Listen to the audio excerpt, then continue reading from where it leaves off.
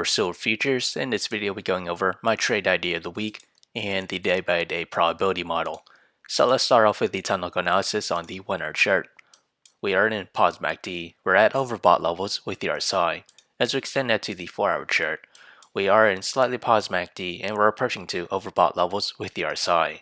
As we extend that further to the daily chart, we still remain in negative MACD, seeing signs of a converge, and we're off of oversold levels with the RSI, and we did bounce right off the 200 moving average, this green line at a price of $25.81. As with the trade idea, I'll be trading SLV, and my trade position size for it is less than 1% of my portfolio. My long entry is at $23.81, and that is this range here. My sell target is at $25.16, and my stop loss is at $23.22. However, if I were to open a short position, my entry is at $25.29, and that is this range there. My sell target is at $24.42, and my stop loss is at $25.92. So whichever entry price were to hit first, that will be my position of the week. So how did I develop these trade ideas? It all comes from the day-by-day probability model, which is available in the link below, so do check it out.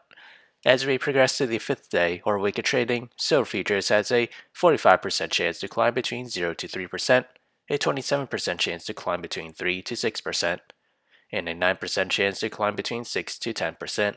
To the downside, it has an 18% chance to fall between 0 to negative 3%. So if you enjoyed this content, feel free to like, comment, subscribe, and thank you for watching.